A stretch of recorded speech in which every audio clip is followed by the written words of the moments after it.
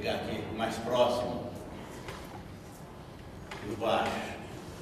Nós estamos estudando o Evangelho, vocês já ouviram da Rosário, estamos no capítulo 16, e nessa continuidade, o capítulo 16 ele diz assim: não se pode servir a Deus e às riquezas. E o título, ou seja, o tema específico dentro deste capítulo de hoje: desigualdades das riquezas. É um tema conhecido, interessante, e às vezes nós nos perdemos no seu estudo, na compreensão, na apropriação das informações, daquilo que os Espíritos tentam trazer para nós, daquilo que nós, dentro de uma casa espírita, estamos buscando, porque nós viemos aqui buscar alguma coisa.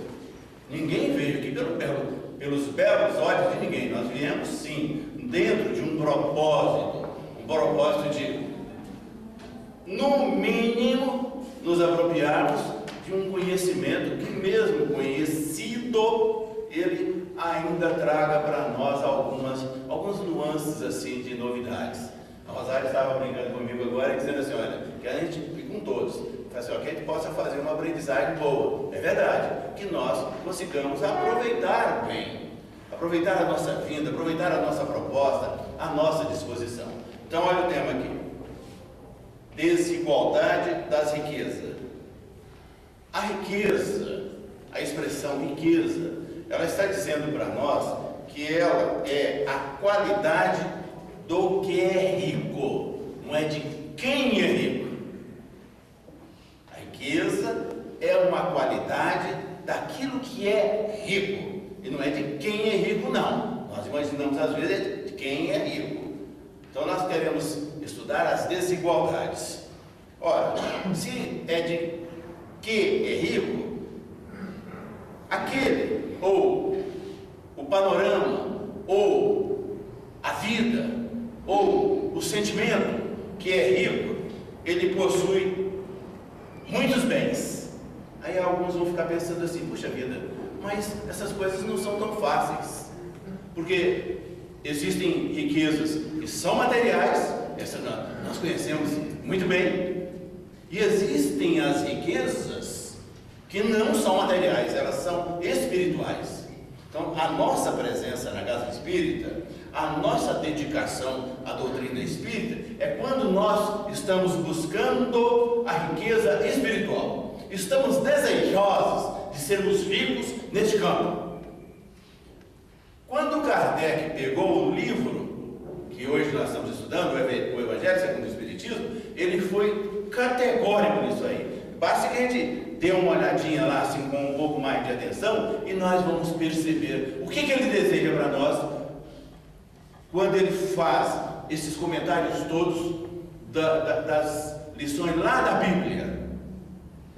Claro que nós temos que ter um cuidado enorme com as versões, com as traduções, com as interpretações, e nós vamos falar sobre isso. Mas o Kardec, Allan Kardec, quando ele elabora o Evangelho, ele está sinalizando para nós, cristãos espíritas: olha aqui, os Evangelhos do Cristo, Mateus, Marcos, Lucas e João, que estão lá na Bíblia, que estão no Novo Testamento, eles serão estudados aqui. Mas a ênfase, Kardec dizendo para nós, a ênfase que nós vamos dar a este estudo é aquela ênfase que abrange o aspecto moral, os ensinamentos morais. Por isso que a riqueza pode ser moral. Ela é material, quem possui os bens materiais, mas ela é também moral.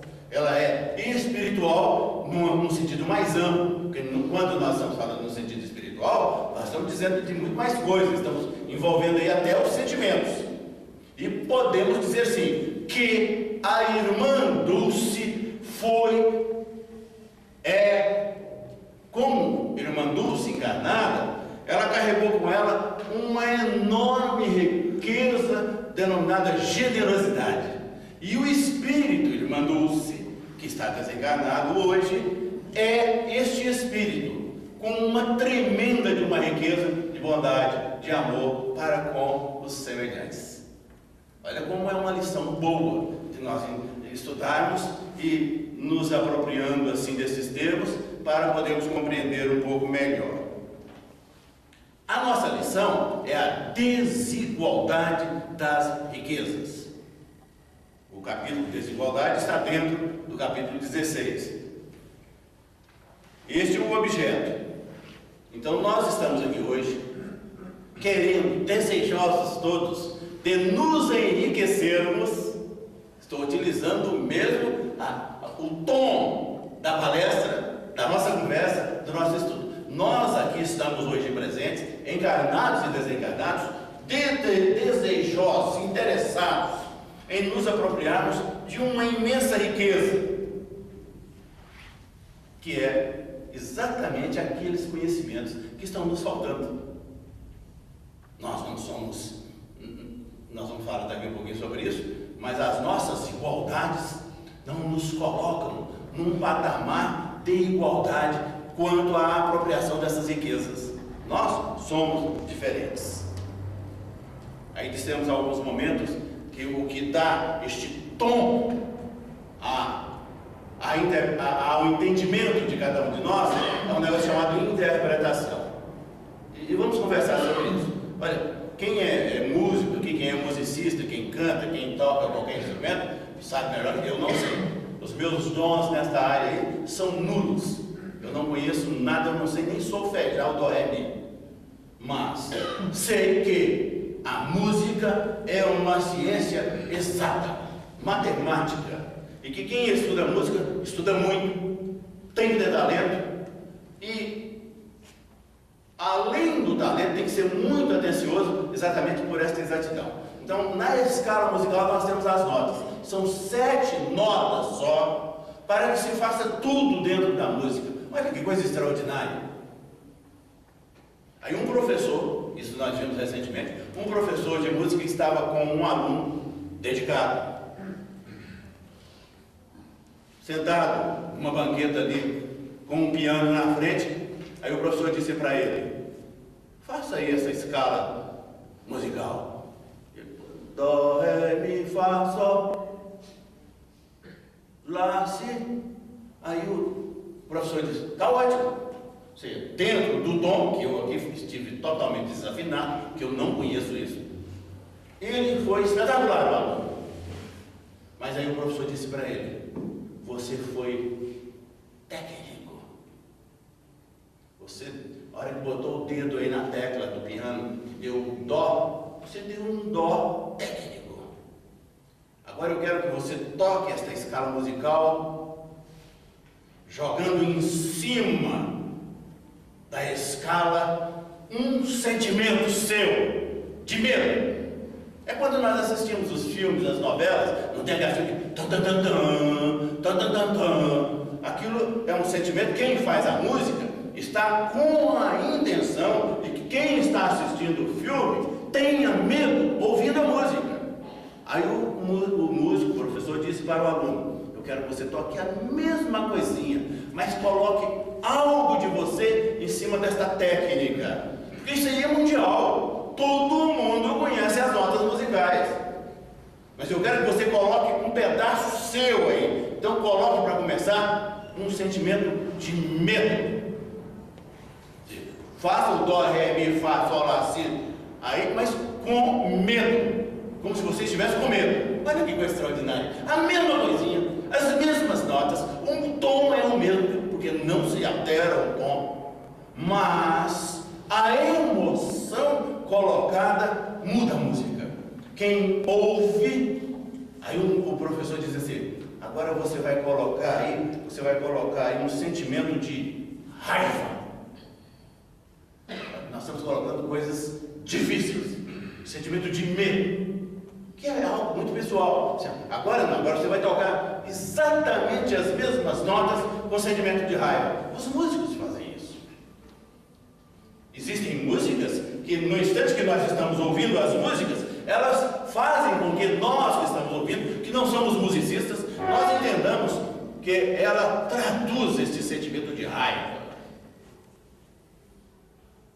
Ultimamente, eu posso falar que eu gosto da área sertaneja, e essas músicas aí que falam das dores de cotovelo, né, que está na moda e que todo mundo está cantando. Pô, traz um monte de sons lá, transmitindo às vezes as raivas que sobram. Eu ia falar ódio, eu achei que é muito, mas vou falar só na raiva. A raiva que sobra quando ocorre uma separação em um casamento. Que o autor da música escreve, e quem coloca a música faz isso, e quem, olha, não adianta um musicista tocar uma música corretíssima que fale desse sentimento de raiva por uma separação, se ele está tocando aquilo da forma mais terna possível. A mensagem não será dada, não será transmitida. Por que nós estamos batendo nisso? É porque nós estamos falando sobre um tema que necessita enormemente desta nossa interpretação. Riqueza. O professor diz assim para o aluno: toque as mesmas notas, as mesmas 7 notas da escala musical. Toque, mas coloque para o aluno, coloque aí em cima dessas notas o sentimento de amor, de ternura. As notas são as mesmas, a métrica é a mesma, mas o sentimento que a música vai traduzir para quem está ouvindo é de amor, é de ternura. Mas nós podemos, utilizando essas expressões, e dizer assim: olha, fulana ou fulano estava tão, eu vou utilizar uma palavra com menor intensidade, tão enamorado, tão apaixonado, você está tão louco ou louca de amor por ciclana ou por ciclano, que o matou. Estão entendendo aí? Eu estou falando de amor, estou dizendo da intensidade de alguém que está sentindo isso, mas estou dizendo que o resultado daquele amor foi um desastre, foi um delito perante a sociedade, as leis da sociedade e perante as leis de Deus. Você vai lá e tira a vida de alguém. Estão vendo como é complicado? Então, quando nós estamos vindo à casa espírita, em casa nós temos uma Bíblia para estudar. Todo mundo tem um Evangelho para estudar. O que às vezes nós não estamos tendo o cuidado é de pegarmos aquilo lá para nós apreciarmos com a alma. Um dia desses, nós estávamos falando aqui, rapidinho isso, lá na Bíblia tem várias parábolas, e as parábolas eram recursos didáticos que Jesus lançava a mão para se comunicar com a população. Num desses recursos didáticos, uma parábola dessa, ele fala do samaritano. Nós nem vamos explicar por que do samaritano, que tem as suas razões. Aí Jesus diz lá assim para um público que estava com ele: olha, eu estou aqui falando sobre alguém que estava numa viagem e foi assaltado, e foi ferido, e foi furtado, e foi roubado, e ficou abandonado na estrada, sozinho. Aí vem alguém lá, olha, vê a pessoa ferida, caída, vê aquele moribundo, mas passa ao lado. Aí Jesus disse: esse era um levita. Levita é aquele que era da família do Levi. Aí Jesus continua a sua fala e diz assim: olha, vem, logo a seguir, vem um sacerdote, do mesmo jeito. O sacerdote, quando vê o sujeito caído lá, ferido, que o ladrão levou tudo que ele tinha, o sacerdote passa ao largo. Isso é para falar de caridade. Aí de novo, Jesus, continuando a sua parábola, diz assim: olha, vinha na mesma estrada e viu o homem caído, um moço que estava montado lá num animal, um cavalo, desceu do cavalo, foi lá e olhou o ferido, pensou as suas feridas, passou remédio nas suas feridas, deu-lhe de comer, botou o ferido moribundo no seu cavalo e o levou para uma hospedagem. É aí que eu quero chegar, uma hospedaria lá. E chegou lá e disse para o dono da pensão: é para você cuidar bem dele, eu não conheço, eu estou de passagem, na minha volta, deixou dinheiro com o dono da pensão, para pagar as despesas todas, e falou assim: na minha volta, eu passo aqui, e se ainda tiver mais coisa para pagar, eu pago. Pode deixar tranquilo aí, pode tratá-lo direitinho. A pergunta na parábola é para Jesus perguntar para quem foi o caridoso aí, que nós já sabemos. Mas eu quero falar sobre esse processo interpretativo que nós estamos adentrando nele para entender desigualdades das riquezas. O nosso irmão querido, irmão Divaldo Pereira Franco, estava visitando a Palestina antiga, que hoje tem um monte dos terrenos lá chamado Israel. E aí estava com um guia que falava inglês, e ele estava com um grupo, e aí eles estão andando por lá, mostrando as atrações da Palestina. Aí o guia vê um monte de entulho lá e aponta para o monte e diz para o grupo assim: olha, você está vendo aquilo? Vocês estão vendo aquilo lá? Aquilo lá é o que sobrou daquela pensão que o samaritano foi lá e colocou o sujeito que foi roubado, que foi ferido, para que ele pudesse recuperar. Aí a Joana de Ângeles bate no ouvido do Divaldo. Ele estava ouvindo e quieto. E disse para ele assim: Divaldo, você vai deixar esse negócio dessa forma? Você não vai falar nada, você vai ficar calado. O guia está dizendo que aquilo lá é o que restou da hospedaria. Jesus não disse que existiu uma hospedaria, não. Ele utilizou um recurso de professor, uma didática maravilhosa, profunda, para dizer para as pessoas que estavam junto com ele sobre caridade. Mas ele não disse que tinha aquela pensão, que existiu essa pensão, e nem disse quem foi, qual o nome. Ele só disse que foi uma pessoa e que o samaritano veio e atendeu. Então ele utilizou o recurso de uma parábola. Essa é a interpretação. Nós aqui, às vezes, nos equivocamos e achamos que existiu mesmo. Então a Joana de Ângeles diz para o Divaldo assim: não deixe por menos não. Diga para ele que essa pessoa nunca existiu não, que ele está inventando. Claro que o Divaldo não comprou essa briga. Ele estava numa viagem de turismo, estava passeando, e ele não foi lá para peitar ninguém. E porque todos aqueles companheiros de viagem ali também teriam dificuldades, até pelo ambiente, até pelo grupo heterogêneo, em compreender e fazer essa interpretação. Aí nós estamos falando sobre riquezas, estamos dizendo sobre a música, que tem essa facilidade de trazer para nós, sim, mas eu estou triste e ouço uma música alegre. Que interpretação eu vou fazer? Ora, vai depender do ambiente, da química do ambiente, vai depender do meu desejo, daquilo que quero. Porque a minha intimidade vai ditar as regras. Quando nós falamos de riqueza, e agora falando das desigualdades, este é um problemão. Falar de desigualdade, de riqueza, nós estamos em vão procurando resolver um problema que é insolúvel. Por isso que tocamos lá em todos os assuntos, falamos de interpretação e agora estamos dizendo que na própria tradução desses textos, quando as pessoas vão lá e traduzem, e no início da nossa fala nós mencionamos isso aí, existe um monte de pessoas que foram lá e traduziram as Bíblias, que traduziram os livros religiosos e também o Evangelho. Mas o que está escrito ali em língua portuguesa é sério, é honesto, é a tradução ipsilíteris daquilo que foi escrito pelo Kardec? Não é. Não é. Muitas das coisas o tradutor, ele interpreta. Ele já interpreta. Porque às vezes foi escrito em francês. Às vezes a língua francesa, embora a língua francesa e a língua portuguesa tenham a mesma origem, que é o latim, mas às vezes a língua francesa não tem palavras que a língua portuguesa tem.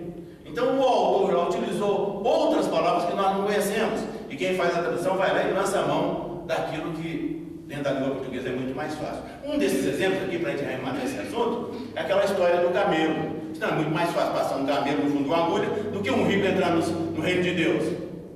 Olha, o que tem a ver camelo com agulha? Em qualquer aula, em qualquer manifestação oral, o que tem a ver uma coisa? Nada. Agora, uma linha passar no fundo de uma agulha, tem sim. E camelo é uma corda, é uma linha grossa. Ou seja, quem falou aquilo lá estava dizendo assim, é claro que o fundo de uma agulha é pequenininho e não tem como você passar uma corda grossona no fundo de uma agulha. Mas quando nós aqui ouvimos camelo, nós imaginamos que é um animal. Então o que nós estamos falando é sobre uma lição, estamos aqui buscando essa aprendizagem dentro do Centro Espírita, falando sobre desigualdade das riquezas. A gente não precisa entrar nesse detalhe, todo mundo domina isso aí. Mas nós falamos um pouquinho o que é riqueza e o que é ser rico. E dissemos que ser rico é quem tem muitos bens, mas que esses bens necessariamente não precisam ser bens materiais. Aliás, devem ser bens morais, bens espirituais. Citamos o exemplo da irmã Dulce. Mas poderíamos também falar de bens materiais. Não tem problema nenhum. Eles existem. E quando a gente diz eles existem por quê? Porque é obra de Deus. Não existe nenhuma riqueza que não seja obra de Deus. Não tem nada que não seja produto da vontade de Deus. Ora, por que Deus faria algo tão tentador para o cidadão que ele não pudesse utilizar, porque do contrário, se utilizasse, ele iria para o inferno? Ele estaria proibido de ser rico. Não é bem assim. Existem as riquezas. Nessa semana agora, foi ontem ou anteontem, eu não me lembro, não recordo bem direitinho, mas teve uma reportagem aí na rede de televisão dizendo assim, que lá na cidade de Macapá, que antigamente era território, hoje é estado, que é uma cidade, é uma região que não é uma região muito rica do país, que é uma região muito distante, tem um hospital que foi bolado, que foi inventado pelas pessoas, pelos médicos, pela sociedade, com o objetivo de tratar pessoas com câncer. E a construção desse hospital começou quase que no século passado. E até hoje, em 2017, o hospital não está pronto. Ao contrário, está sendo depredado pelas pessoas que estão na vizinhança. Estão furtando tudo. Já furtaram telhas, já furtaram aquilo que foi colocado lá, que custou alguns milhões, eles já foram lá e furtaram. Sim, não são bens materiais, são. Não foram colocados ali às custas dos tributos que as pessoas pagam? Sim. Então, são bens materiais. Mas estes bens materiais, ou seja, se o hospital construído e concluído, equipado, nem se pensou ainda em equipamento, que leva alguns milhões de reais. Mas se o hospital construído, equipado e cheio de médicos, enfermeiros, ou seja, os profissionais competentes ali para a população do Amapá e de Macapá, seria o ideal, o conforto para fazer um tratamento de câncer. Porque hoje eles saem do estado para vir lá para o Pará, para vir para Belém, para fazerem esses tratamentos de quimioterapia, de radioterapia, que são os mais singelos. E o hospital está lá sem construção. O que nós estamos dizendo? Os bens materiais, as riquezas materiais que foram empregadas lá estão sendo desrespeitadas, porque as pessoas estão dilapidando. E os governantes, que poderiam já ter concluído isso, porque alguns, os recursos tinham na época, agora possivelmente com mais dificuldades, eles não fizeram isso.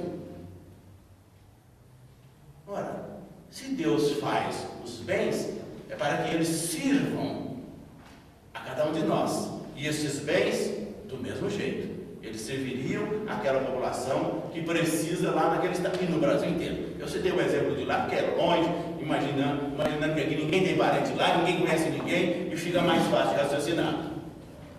Da mesma maneira, a imprensa publicou ontem ou anteontem uma reportagem sobre um brasileiro que é médico, mas mora no exterior, está ajudando a ciência na sua evolução, desenvolvendo uma pesquisa sobre a cura do Alzheimer. E ele dizendo claramente, explicitamente assim, olha, nós estamos bem no início, mas vamos vencer. Nós vamos chegar num momento que esse estudo de hoje, que é embrionário, que é básico, ele vai ser de grande valia para os outros cientistas que vão ver. porque eles vão subindo uns nos ombros dos outros, nesta construção do bem. Ora, esse brasileiro está lá, este grupo de cientistas eles estão lá, fazendo esse trabalho para descobrir o problema do Alzheimer, está custando uma grana. Bens materiais. Bens materiais. Abençoados bens materiais. Divinos bens materiais, que existem para que a sociedade possa, daqui a uns anos, ficar livre de uma enfermidade que hoje é incurável. Assim como hoje algumas enfermidades já são devidamente administradas, porque lá no passado alguns pesquisadores, alguns estudiosos, alguns esforçados lançaram mão de riquezas enormes para trazerem esse sucesso à sociedade e esse sucesso à ciência. Resumindo e encerrando a nossa fala, que o tempo já passou. Quando nós nos propomos a vir aqui para estudarmos esses temas, mesmo que os temas tenham essas controvérsias todas, e tem, quase todos têm, dificílimo, mas é difícil mesmo pegarmos aqui um tema que não tenha possibilidades de conversas em torno dele, outras conversas, mas é necessário que nós compreendamos que a nossa vinda aqui é uma vinda que está nos treinando a nossa alma, o nosso espírito, a nossa vida, para que nós consigamos ouvir Deus bem. Que os nossos tímpanos, eles estão sendo aqui treinados.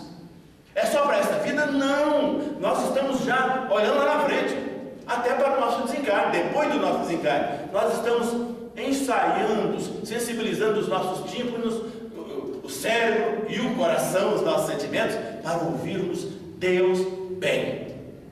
O que é ouvir Deus bem? É dizer assim, Deus é perfeito. Se Ele é perfeito, nós não temos que ter dúvidas daquilo que estamos estudando, dentro desta visão de justiça e perfeição.